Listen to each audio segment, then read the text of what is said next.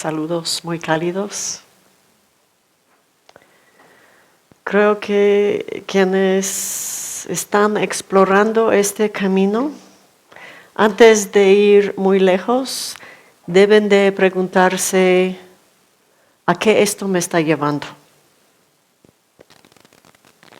¿Dónde propone depositarme al fin del camino? Y en el caso del camino budista, las metas finales son liberación o el completo despertar. Estas son las metas finales. Hay muchas otras metas y cualidades y recursos a desarrollar en el transcurso de llegar a estas metas finales, pero hacia esto finalmente vamos. Y cuando se dice completo despertar, ¿a qué se refiere? Y para empezar a explorar esto, pienso que un momento de iniciar es el momento en lo que el Buda había logrado esta meta final. Se despertó por completo.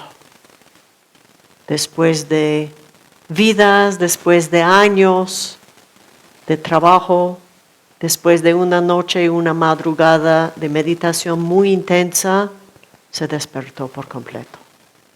Y luego quiero contarles algo del cuento de esta madrugada del despertar, pero por ahora hacemos avance rápido y nos encontremos con el Buda debajo del árbol de Bodhi y en este espacio alrededor del árbol, debajo de lo cual se iluminó, que se llama árbol de Bodhi, árbol de despertar. Y pasó 49 días después del despertar sin haber decidido enseñar lo que había descubierto. Porque los textos nos dicen, él mismo se dijo, ¿cómo explicar esto? ¿Quién lo va a poder captar si lo explico en palabras? Y no fue nada claro que esto iba a poder comunicarse.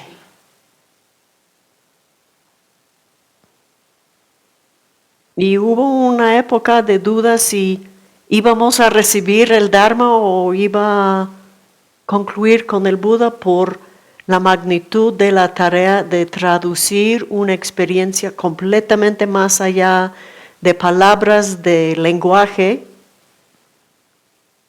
en palabras y lenguaje. Y le llegaron dos seres que habían estado observando el camino del Buda y sabían que, pues, al despertar ha sido más allá de sufrimiento, ya no te puede afectar, ya eres libre. La gente necesita por lo menos que intentes ponerlos a ellos en el mismo camino. Y por su petición el Buda decidió que lo pienso y lo intento. ¿Y con quién ir primero? ¿Quién estaría en una condición de captar esto, de recibir esto y de descubrir esto por ellos o ellas mismas? Y primero pensó en sus maestros, porque el Buda sí tuvo maestros de meditación. La cultura india en aquella época, hubo muchos que salían de sus casas queriendo liberarse, queriendo descubrir la realidad, y hubo muchos métodos de meditación. Fue como una contracultura de ir a meditar, de rechazar la sociedad e ir a los bosques y meditar. Y hubo maestros enseñando sus métodos de meditación y el Buda se había formado. en métodos de meditación bajo diferentes maestros. Y con cada maestro él logró una maestría del método de meditación y, pero no con esto soy libre de sufrimiento. ¿Qué más me puedes enseñar? Pues esto es. Tú eres muy bueno, quédate aquí enseñando a la comunidad y te heredo el bastón. No, pero yo sigo sufriendo, esto es no suficiente. Y seguía de maestro en maestro. Y finalmente, después de haber recogido los importantes y conocidos maestros de la época, se junta con otros amigos. Y ahí vemos el rol de la amistad muy fundamental, que tuvo un grupo de 5 amigos. Y meditaron y practicaron intensamente, años juntos. Y cuando el Buda finalmente se despertó, primero pensó en los maestros, pero ninguno de sus maestros vivía. Había pasado mucho tiempo en esta búsqueda y eran ya mayores, maestros venerados y mayores de edad. Ya no vivían, así que si no puedo ir, y su idea era de agradecer a las aportaciones que había recibido de sus maestros de meditación, aunque no le habían enseñado todo, pero le habían aportado algo. Y después de la noche de despertar, una atención tan alta en la interdependencia, pues yo voy a honrar esos vínculos y ofrecerles lo que yo descubrí, pero ya no están. Voy con mis amigos. Los 5 buenos amigos, así se llaman. Y camina horas, quizás días, para llegar a donde ellos estaban. Ahí da la primera enseñanza. Y tiene este tiempo caminando y tuvo este tiempo reflexionando debajo del árbol de Bodhi, que es en un lugar que se llama Bodh Gaya, a muchos kilómetros, 100 kilómetros o más, del lugar donde estaban los amigos Sarnath, que es cerca de la ciudad india de Varanasi hoy en día. Y llega con estos amigos y ya tiene su plan armado, qué les va a enseñar, cómo les va a adentrar en este camino y explicar de qué se trata. Y cuando el Buda se había apartado de los 5, no fue una separación tan amena, porque desde su perspectiva, que estaban haciendo prácticas ascetas severas, extremas, que cuando el Buda decide, no, esto yo no tengo fuerza, ¿no? Y él describía el efecto del asceticismo en su cuerpo, que cuando su mano pasaba por su brazo, se le salieron los pelos. Y que cuando se tocaba la barriga, pudo sentir las vértebras. Así, una condición extrema, sin el brillo y, ¿no?, la luminosidad mental que él sabía que necesitaba. Y decide ir y tomar yogur, que para los amigos, hedonista, comiéndose yogur. No, él ya se rindió. Qué pena, no, esto no es. Lo que pasa cuando necesitamos sentir que nosotros sí somos y quien hace la cosa diferente, no. Y cuando vieron el Buda acercarse desde la distancia, decían entre ellos, no nos levantemos, no le saludemos, no le hagamos caso, porque él no es fracaso. Y cuando observan el Buda acercándose, como se percibe una alteración, una transformación realmente palpable. No, aquí hay algo.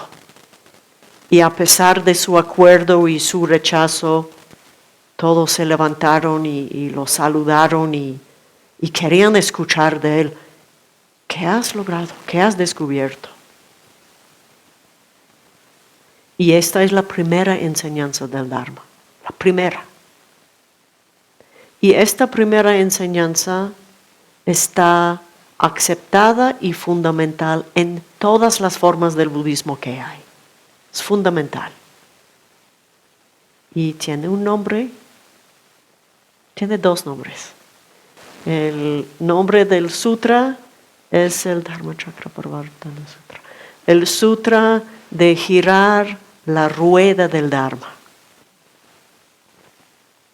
Y está traducido al español con un título diferente que Sutra de Benares, que es la manera que los ingleses, cuando colonizaron a India, le llamaron a Varanasi. Benares. Pero también lo conocemos como la enseñanza sobre las 4 verdades de los nobles.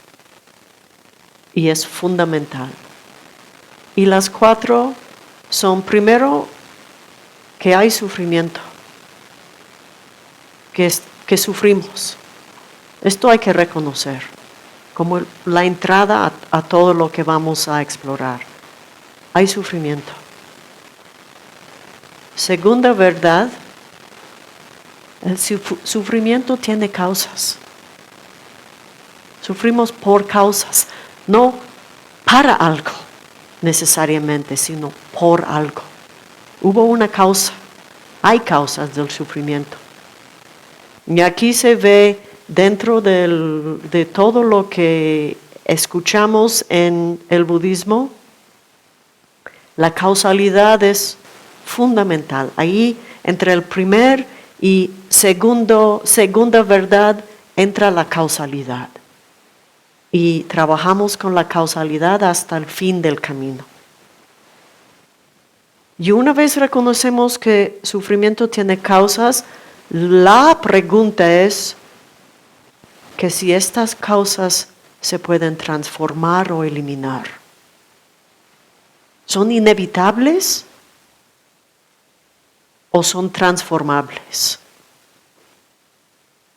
Y ahí viene la tercera verdad que el Buda dejó, que es que las causas sí pueden cesarse. Se puede cesar, se puede eliminar las causas de sufrimiento. Y esta tercera verdad se llama la verdad de la cesación. ¿Qué es que cesa? Causas de sufrimiento. Y por lo tanto sufrimiento. Hay la posibilidad de liberarnos de sufrimiento. Y el cuarto, que después de saber que es posible, la pregunta se hace ¿cómo? El cómo es el camino. ¿Cómo liberarnos? Es el camino. Y el camino es el nombre de la cuarta verdad noble. Existe este camino para liberarnos. Y si fuera cualquier persona diciéndonos esto, interesante teoría, ¿ok? Pero estos 5 amigos, en la presencia de alguien que conocieron tan íntimamente, de haber vivido en las cuevas, en las montañas, en condiciones muy marginadas de la sociedad, pero juntos vieron la transformación. Vieron que es el mismo, pero no es nada el mismo. Así que la presencia del Buda en el momento de dar esta enseñanza tuvo un gran efecto. Y estos 5 se convirtieron ahí mismo en la primera sangha, la primera comunidad.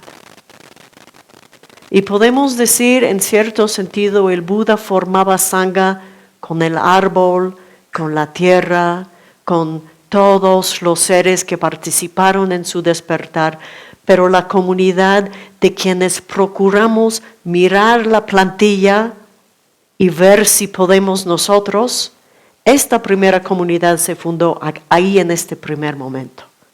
Y eran 5. Y si miramos cuál nos dice este primer paso, que aparece en todos los budismos, nos dice, voltéate hacia el sufrimiento. No cierres el ojo. Es al verlo, al reconocerlo, que empiezas el proceso de liberación.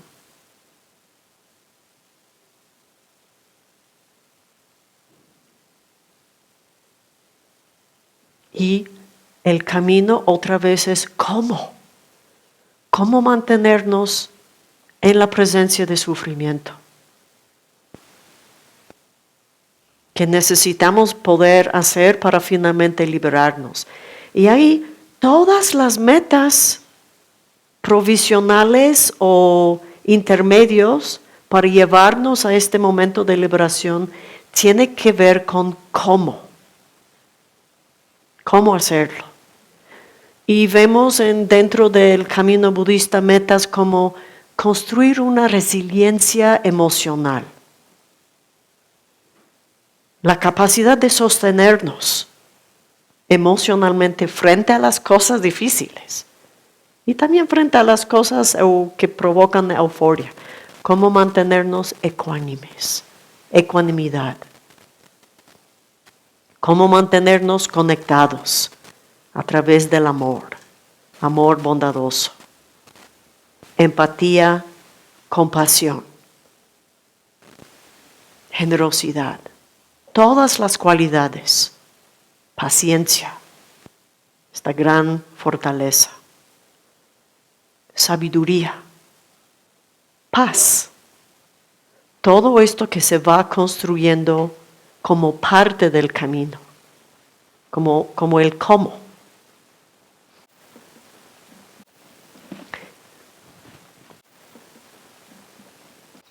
Y dentro de las metas, es conocernos a nosotros mismos. Aquí tenemos el taller. ¿Queremos hacer experimentos? Aquí tenemos el laboratorio. Conocernos, ver cómo se construyen las causas de sufrimiento, tener más habilidad en trabajar con ellas y finalmente conocer la realidad tal como es. Porque las causas de sufrimiento están impregnados en nuestro modo de ver la realidad.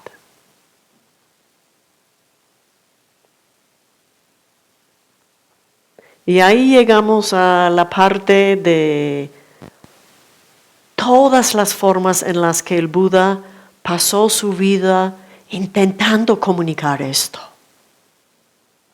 Y tuvo una vida de maestro muy largo, 45 años, enseñando a gente de cada sector de la sociedad, de distintas sociedades, deambulando. Y en todos los discursos que dejó, vemos una variedad de modos de explicar cómo es la realidad, cómo es nuestro modo de malentender la realidad, cómo es nuestro modo de construir una realidad que no es real, es nuestra versión.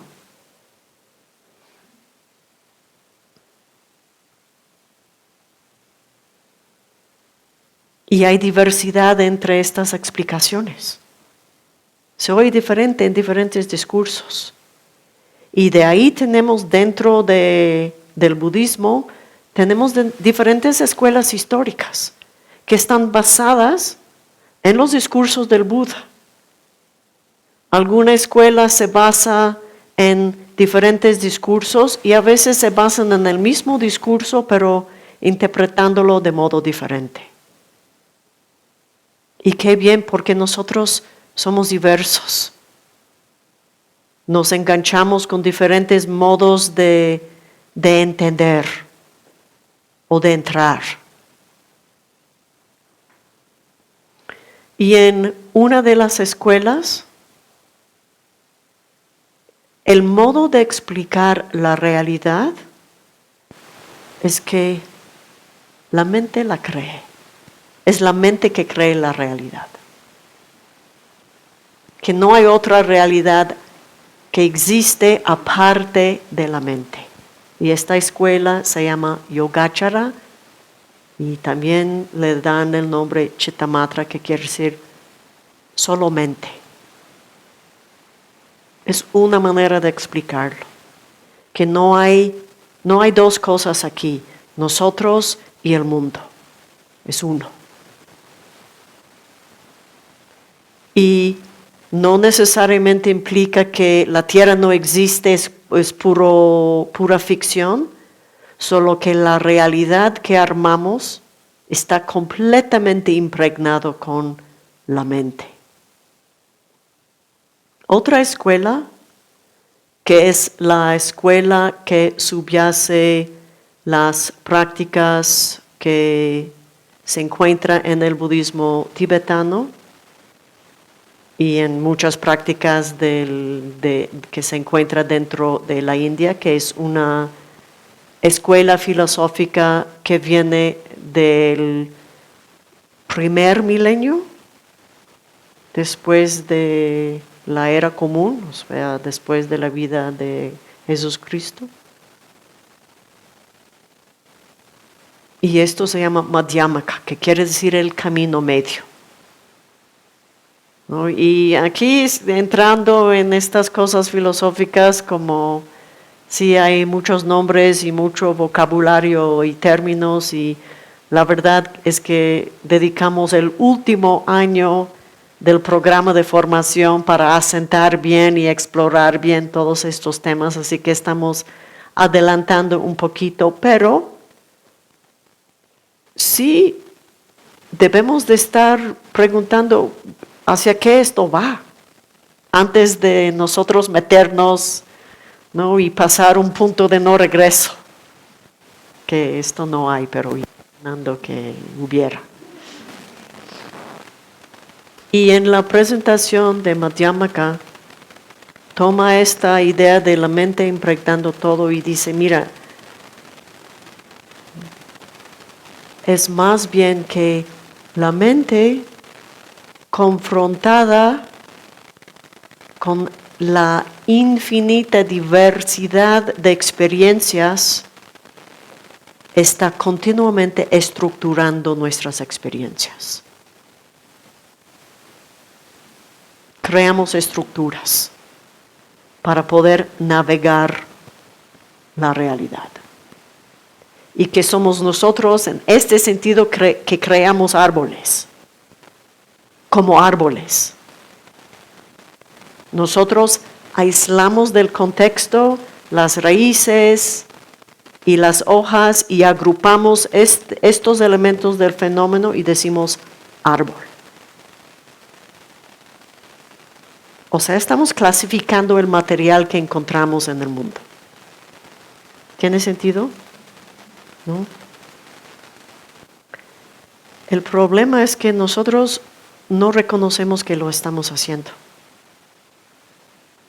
Pensamos que los árboles nacieron árboles, que los árboles serían árboles sin ningún ser humano diciendo árbol o drzew en polaco.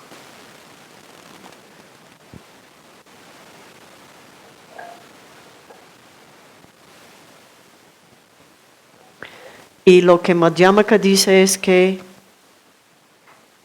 la realidad es infinitamente diversa. Es un juego de interconexión, de interacción, de causas y condiciones continuamente reinventándose, de potencial infinito de transformación, Pero nosotros los seres humanos tan listos que somos para poder navegar, y los animales no humanos también lo hacen, para navegar, seleccionan lo que les importa y empiezan a clasificar para la sobrevivencia. Y los animales no humanos también lo hacen. Saben qué es para ellos comida, qué es oportunidad, qué es amenaza. Y agrupamos nuestro entorno según estos criterios. Y mientras la realidad, tal como es, existe, según esta filosofía, sin clasificaciones, interactuando existe, sí, claro, pero quienes lo estructuramos y clasificamos y dividimos somos nosotros. ¿Según qué? Si es puro potencial y según qué estamos generando estas estructuras, según nuestros intereses. Intereses de sobrevivencia.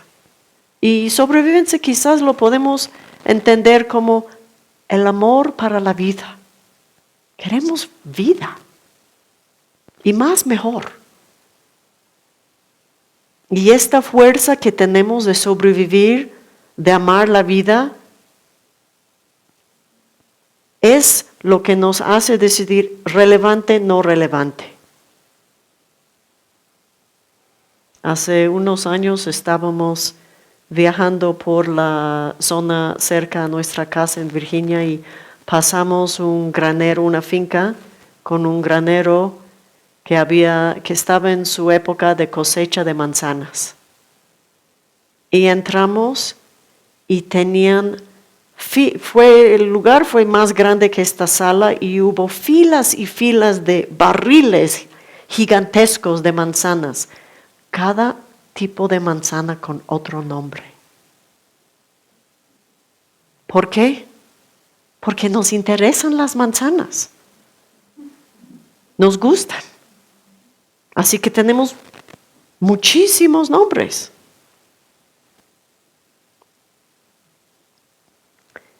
Y algún miembro, ¿no?, que comparte con nosotros este planeta, a quien no le prestamos mucha atención, quizás algunos biólogos sabrán algunos nombres. Por ejemplo, el orden más grande en el reino animal. ¿Alguien sabe? ¿Hay biólogos? Coleóptera.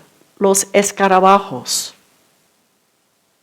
Hay más tipos de escarabajo que cualquier otro animal. ¿Cuántos tipos de escarabajo podemos nombrar?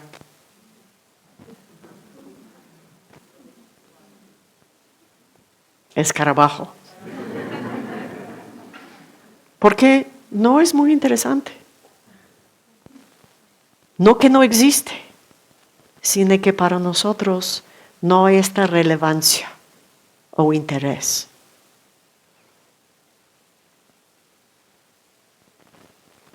Y dentro de todo este potencial infinito, ¿cuáles son los intereses que están continuamente activados para estructurar nuestras experiencias?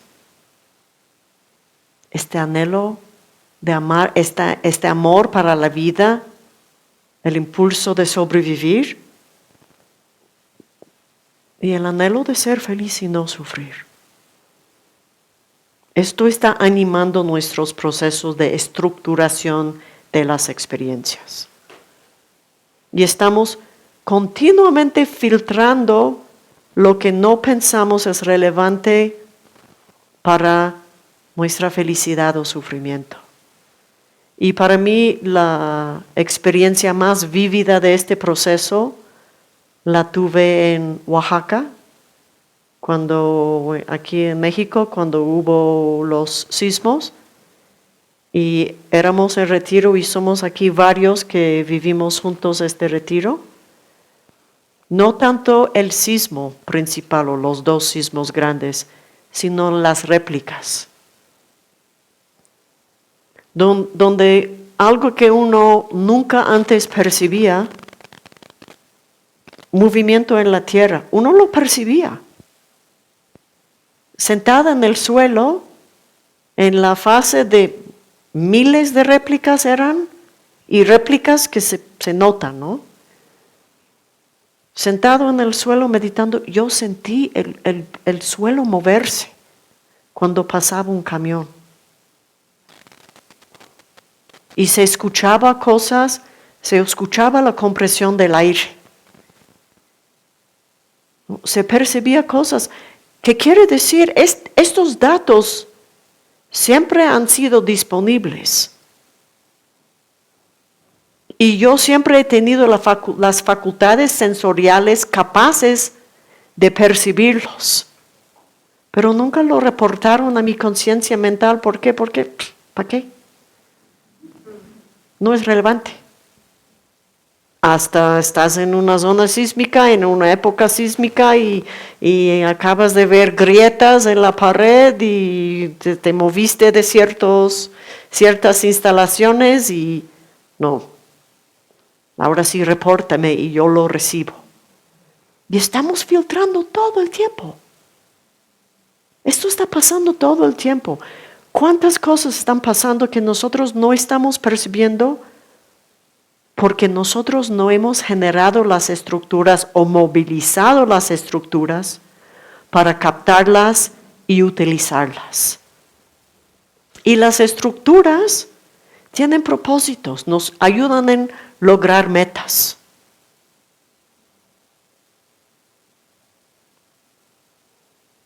Y nosotros estamos agrupando cosas en categorías para poder navegar el mundo. Lo hacemos con seres humanos, con grupos de personas. Agrupamos a estas personas, los tratamos como si fueran todos iguales.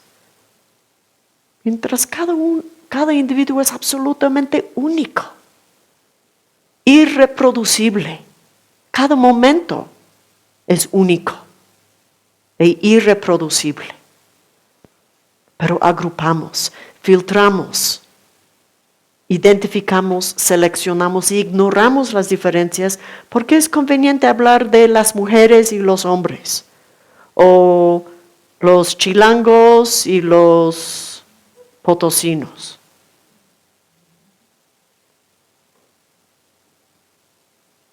Y lo hacemos todo el tiempo y con ciertos fines es conveniente. Para saber cómo va a ser la quesadilla o el taco que te ofrecen, pues conviene saber, ¿no? Pero aparte de esto, lo tratamos como si tuviera una realidad fuera de este contexto, muy específico, de estar preparando ciertas comidas. Y esto es decir que nuestras estructuras son mentiras. Siempre quedarán cortas. Son provisionales. Y creados e implementados por ciertos propósitos que también son contextuales. Y esto es todas las clasificaciones, todas. Y sobre todo, donde para el proceso de liberación y para nuestro manejo de la realidad y nuestra experiencia de la realidad y para nuestro sufrimiento o felicidad, la clasificación de yo y otro es totalmente provisional. Yo lo armé para poder navegar y agrupar fenómenos para moverme y lograr ciertas metas.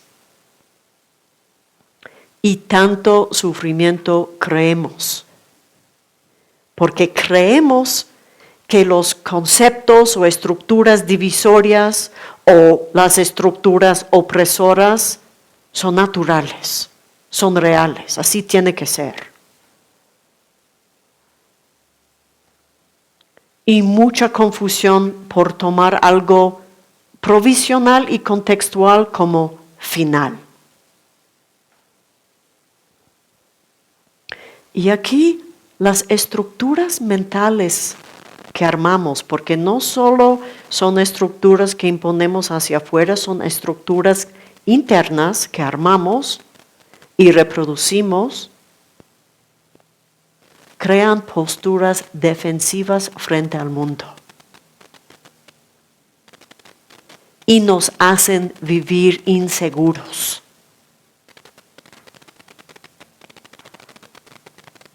O nos refugiamos en la seguridad de nuestros búnkeres conceptuales o ideológicos.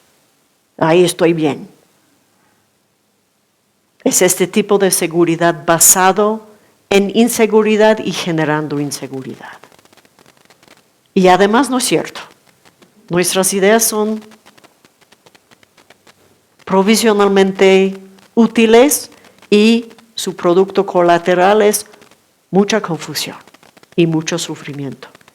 Y muchas veces mucho daño real.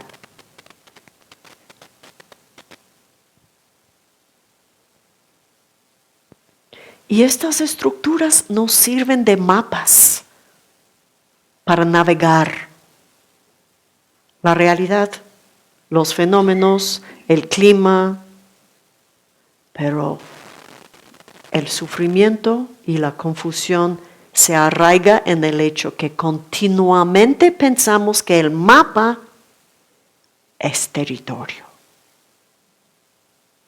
No reconocemos que estas son las ideas que nosotros hemos armado y como seres humanos armamos colectivamente estructuras. Compartimos nombres para las cosas. Esto ya es la base de las estructuras. Y estas clasificaciones y las ideas y las connotaciones y las asociaciones y los significados y las cualidades que atribuimos a un grupo u otro, todo es colectivo.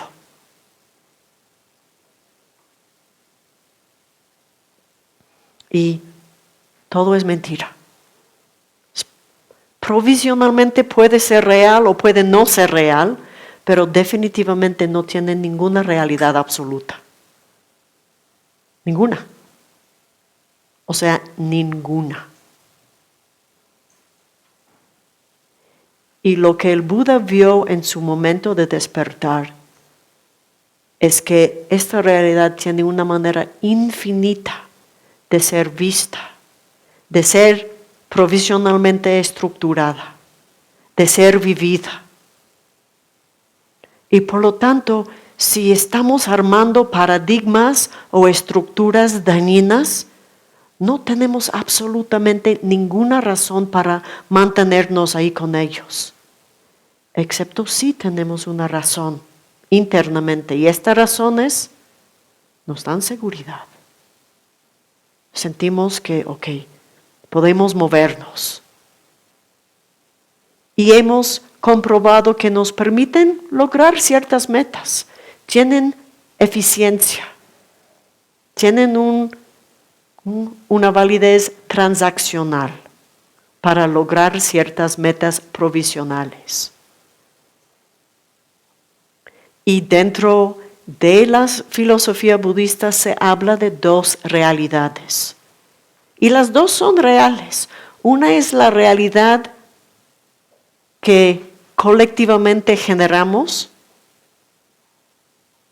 usando nuestras ideas y etiquetas y nombres y clasificaciones y estructuras y conceptos. Y esto se llama realidad relativa. Es relativa a nuestras perspectivas e intereses. Y tiene cierta eficiencia en cumplir nuestras metas relativas. Pero lo que el Buda está diciendo es que la causa de sufrimiento finalmente es no entender que esto no es absoluta. Esto es contextual. Si nosotros formamos parte del contexto, se puede organizar así, pero si nosotros no, se podría organizar totalmente de otra forma. Y en sánscrito, la manera de llamar a esta realidad que decimos relativa, que es una buena manera de comunicar de qué se trata, pero la palabra sánscrito quiere decir vyavihara y quiere decir transaccional. Es una realidad transaccional. Usas estos términos, te pactas con otros para tener ciertas categorías y bien, logras algo. Pero no es absoluta, no es final, no es real. Y esta idea que estas estructuras nos dan cierta seguridad de saber ubicarnos, ¿no? De saber quiénes somos y cómo vamos a movernos, sí brinda cierta seguridad. Esta es parte de la paradoja. Algo que hemos usado para generar seguridad finalmente nos atrapa, si no lo reconocemos por lo que es. Lo que son estas estructuras, todas las estructuras que conforman la realidad relativa o transaccional, que no son la realidad absoluta o realidad final, todo esto son estrategias. La realidad relativa o transaccional está constituida por nuestras estrategias, o lo que se llama upaya en sánscrito, que quiere decir métodos hábiles. Y dentro del budismo se divide con el afán de clasificar, se clasifica todo en dos categorías, o es jnana o sabiduría primordial que reconoce la realidad absoluta. ¿Qué es la realidad absoluta? La realidad absoluta es, yo no soy esto. Yo excedo cualquier sistema de estructuras.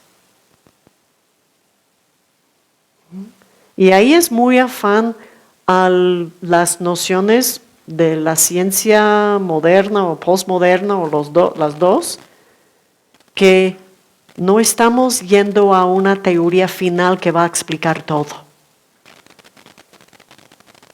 De estar abiertos a que siempre puede y va a llegar más datos, que nos va a obligar a modificar nuestras teorías, nuestras estructuras o sistemas, que nunca contemplamos llegar, ¿no?, a una hipótesis que comprobamos y ya no se puede modificar jamás.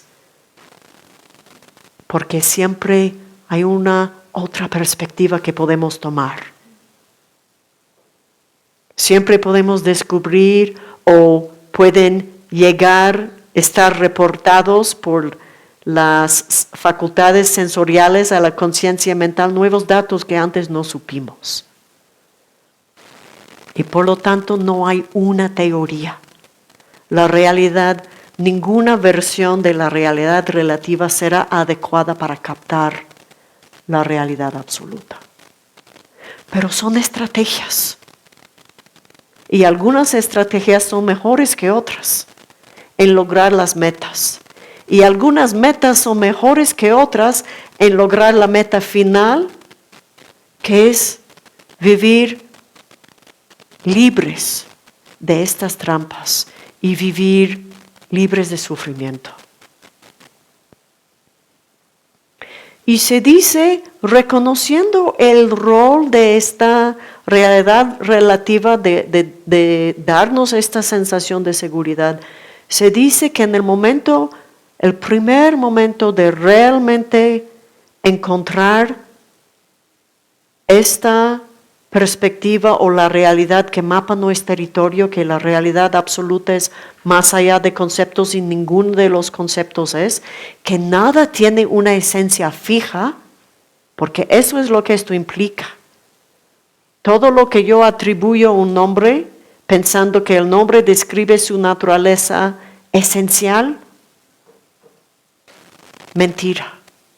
Este proceso saca las cosas de sus contextos para darle un nombre. Si no sacas del contexto, ¿cómo das un nombre? ¿Un nombre a qué?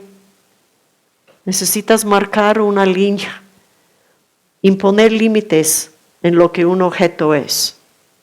Nombrar nube, necesitas ignorar el proceso de evaporación que está continuamente llenando la nube.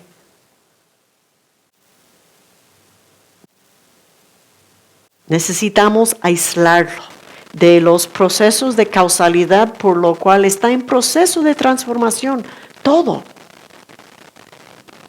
Y este impulso de aislar y separar para nombrar y para estructurar es donde quedamos con esta huella terrible de sentirnos, creernos, experimentarnos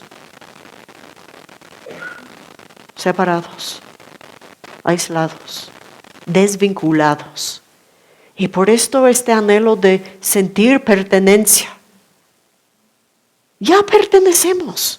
Es imposible que no pertenezcamos.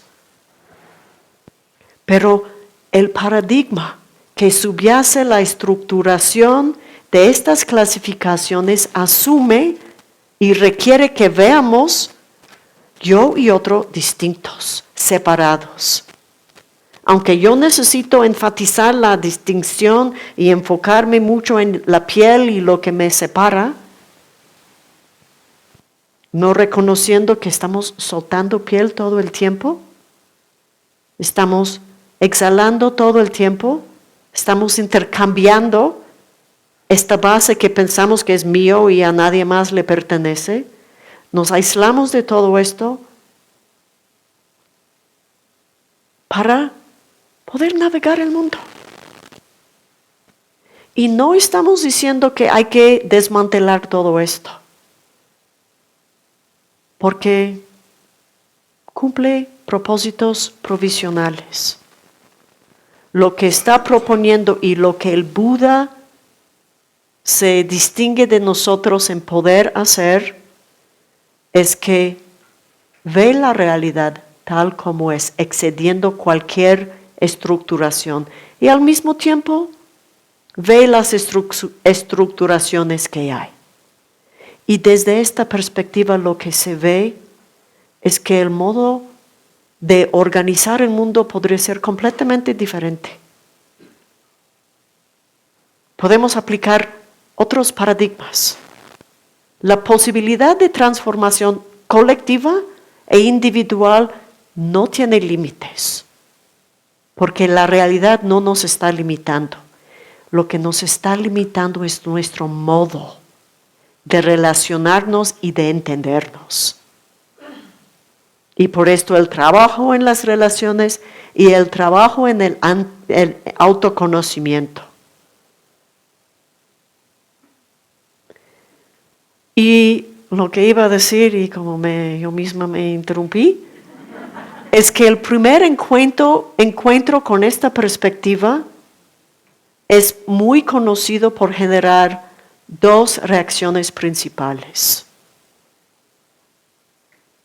Uno, la primera vez que vemos, nada tiene una esencia fija. Las cosas no son así porque tienen que ser así por sus naturalezas. Yo los veo así por las estructuras y por las interacciones en este momento están en esta forma, pero esto no es algo sólido así como lo veo. El momento de tener un encuentro directo con esta realidad suele provocar pánico, miedo.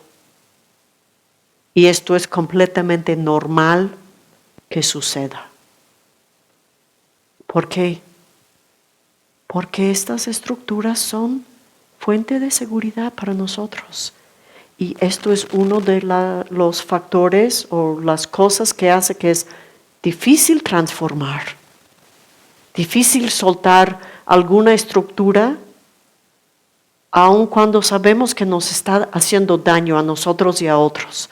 Pero ya que no son reales estas estructuras, las mantenemos por habituación y por haber encontrado otros seres que confirman que estas estructuras son y que han participado en crear sociedades, culturas, un mundo basado en esta perspectiva. Ahí se ve cómo es difícil transformarlo y también se ve el tremendo poder de la colectividad en hacerlo. De confirmar si puede ser diferente. Miedo es una reacción que va hacia la pérdida de seguridad. La otra reacción que suele suceder es una tremenda dicha de saber que no tiene que ser así. El mundo no tiene que ser así. Mis experiencias no las tengo que vivir así. Sí, la transformación radical es posible, lo vemos, lo olimos, lo saboreamos y da tremenda alegría. Y esto es cuando es la liberación que destaca.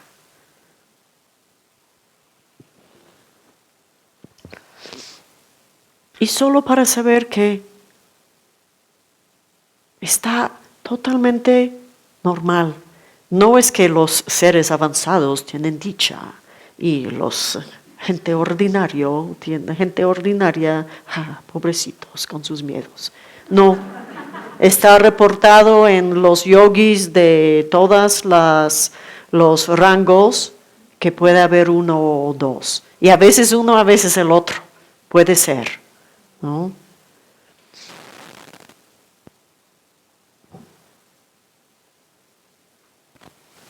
Y finalmente, ¿qué es que tiene toda esta filosofía que ver con nuestro camino, nuestras metas?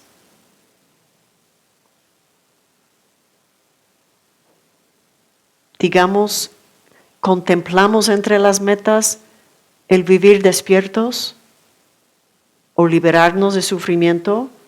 Vemos cuánto sufrimiento está generado a través de estos conceptos divisorios porque nos dividen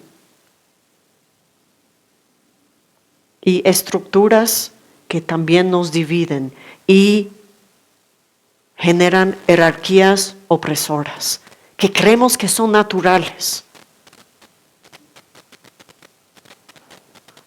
Y por esto este tema llega en la última parte del programa de formación, porque previo a esto es la generación de la motivación necesaria para llegar a este punto final,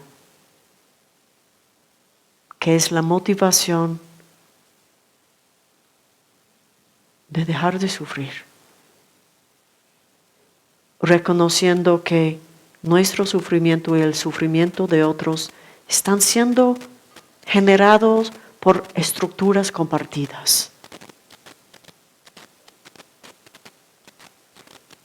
Y que nuestra manera de vivir pensando en nosotros está basado y exacerbando y reproduciendo esta misma estructura equivocada de pensar que yo puedo cambiar mi mundo sin tomar en cuenta al otro. Cambiamos el mundo en cada momento porque el mundo no es nada fijo, pero para cambiar realmente lo que compartimos, tomar en cuenta el bienestar de otros, la compasión. Y esta motivación de realmente ver que esto es lo que nos hace sufrir a todos, y si yo pienso en mí nada más, estoy otra vez fortaleciendo mi búnker, y esto no funciona. La compasión que me extiende tras estas paredes es lo que me da la fortaleza y la determinación de soltar lo que no sirve. Y sí requiere mucha fortaleza. Superar los miedos que genera contemplar, dejar ir paradigmas que lastiman. Y posiblemente estamos haciendo este trabajo o contemplando este trabajo en un mundo en que todo el planeta nos está apoyando en hacerlo. Porque las crisis ecológicas y la crisis climática nos está diciendo sus paradigmas no funcionan. Los paradigmas están basados en los seres humanos primero, uno primero, como si estuvieran separables. Mira, no funciona. Me han cambiado. Y al cambiarme a mí, te cambias a ti. Y no vas a poder continuar. El mundo nos está apoyando, animándonos a contemplar los cambios de paradigma. Saber que mantenernos ahí en los búnkers no funciona. No hay un búnker que nos aísle de la interdependencia. Y un Buda es alguien que ve todas las posibilidades. No está limitado por un juego de estructuras. Y por esto un Buda es máximamente hábil. Puede ver otras opciones.